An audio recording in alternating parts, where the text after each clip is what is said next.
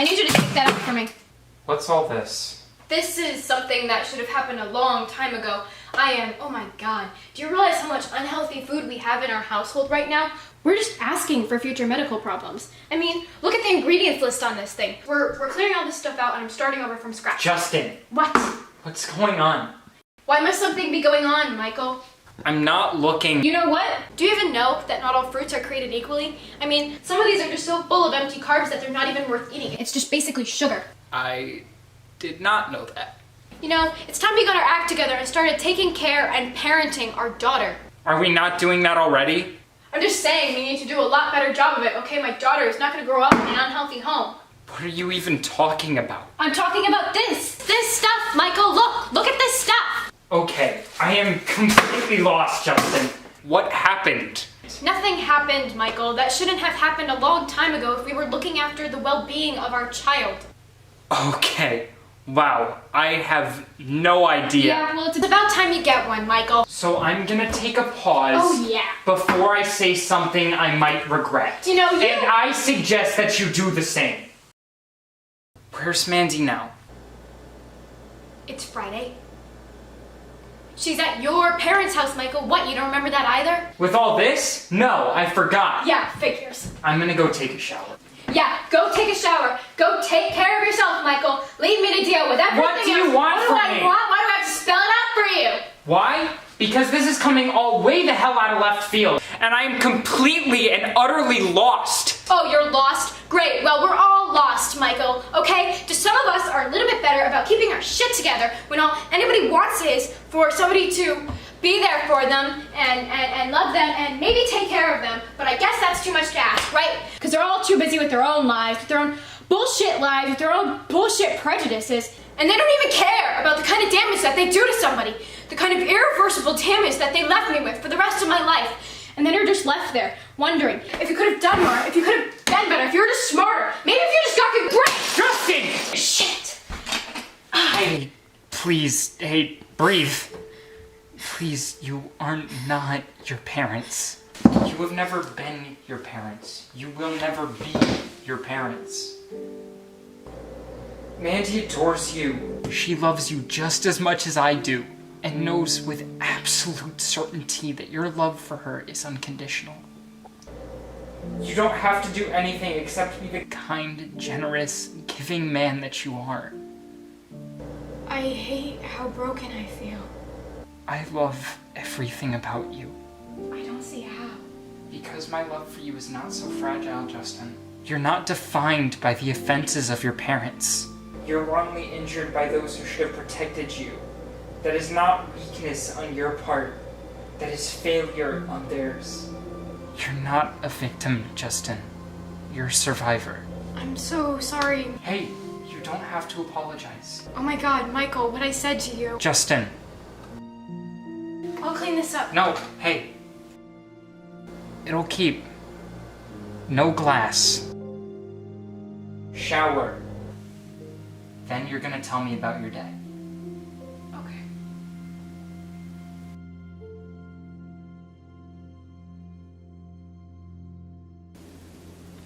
They're funny things. Names. Most people call me Martine Remy. Technically speaking, though, that's not my true name. If I am to uphold the common belief that one's true name is the one they are born under. When I first came into the world, I was christened Emma Joy Patterson. I no longer remember the years when that was the name I had. My childhood was dull and gray. I had nary a friend, and I spent most of my time nose deep in a book, a habit I have yet to break, I'll admit. Everything began to change when I was enrolled in high school. I was barely 14, and I was thrilled. Finally, the escape I'd yearned for, the chance to become someone beyond the Christian, Girl Scout, cookie-cutter mold I had been thrust into. I chose to call myself Martine Remy. It seems easy, doesn't it? But there's more to it than that.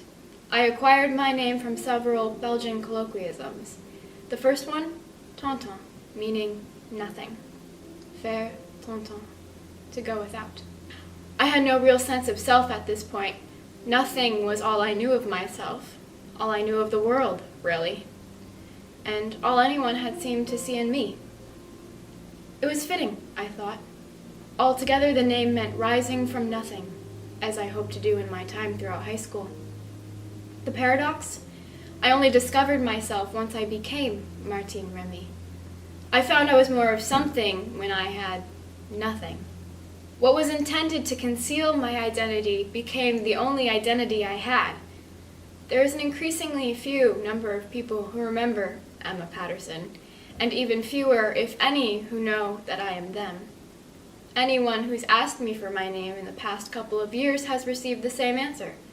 Martine Remy is me, more of me than my birth name was.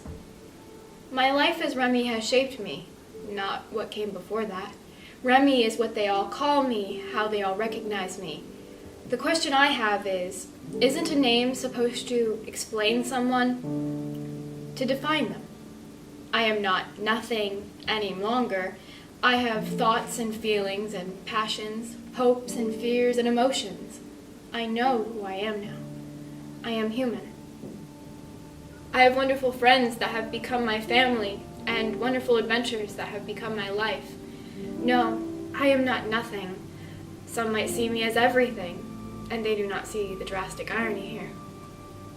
I understand words. They fascinate me. I also know that the deepest meanings are usually lying behind the literal ones, between the lines. Perhaps the same goes for names. They call me Remy, though I'm more than nothing. In my lifetime, I have achieved a lot more than that. I've become a reader, a traveler, a fighter, a friend, a filmmaker, a dreamer, and plenty else. They also still call me a girl sometimes, though I now identify as otherwise. If a name is simply what people call you, then I and everyone else have a plethora of them. How then is it possible to answer the seemingly mundane question, what is your name? Should I respond with my birth name, Emma Patterson? My stage name?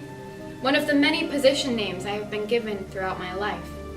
If I wanted to be completely precise, I'd have to list all of that and then some, but that would be quite a mouthful, and I'm not sure that's what anyone who would ask me that question would want to hear. Maybe a name is simply what you call yourself, but I'm not certain what even that would be anymore. I've been Remy for the past couple of years now, and I can no longer imagine being anyone else. However, the reasons I chose that moniker, I believe, no longer apply.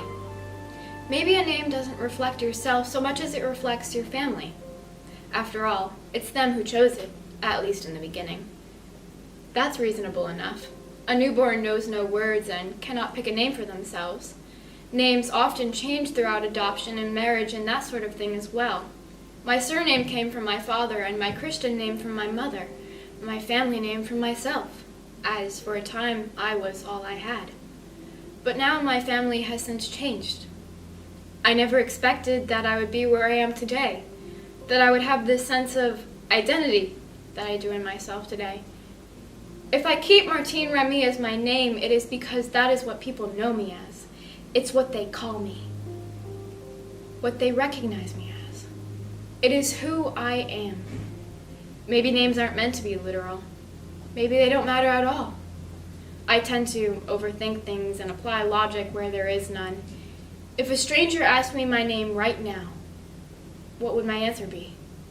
To be honest, I'd be a little bit tempted to say, I'm Martine Remy, which means rising from nothing. But my friends, they call me Remy.